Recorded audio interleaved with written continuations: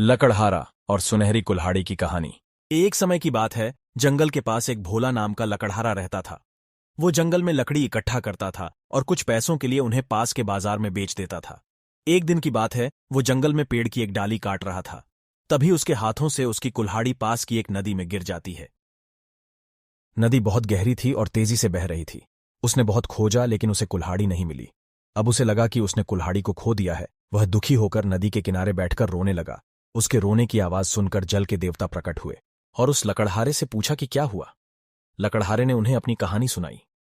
जल के देवता को उस लकड़हारे के ऊपर दया आई और उसकी मदद करने के लिए नदी में गए और एक सुनहरे सोने की कुल्हाड़ी लेकर वापस आए। लेकिन लकड़हारे ने कहा कि यह कुल्हाड़ी मेरी नहीं है। जल के देवता फिर से नदी में गए और अब की बार वो चांदी की कुल्हाड़ी लेकर वापस आए।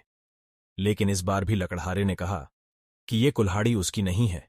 इसलिए जल के देवता पानी में फिर से गए और इस बार वो एक लोहे की कुल्हाड़ी के साथ वापस आ गए। अब लकड़हारा मुस्कुराया और कहा कि यह मेरी कुल्हाड़ी है। जल के देवता लकड़हारे की ईमानदारी से प्रभावित होकर उसे सोने और चांदी की कुल्हाड़ियां भेंट कर दी। लकड़हारे ने उन्हें प्रणाम किया और वह जल में गायब हो गए। दोस्तों, इस कहानी से हमें सीख मिलती है कि हमें किसी भी परिस्थिति में अपनी ईमानदारी नहीं छोड़नी चाहिए। ईमानदारी से हम अपना जीवन बेहतर तरीके से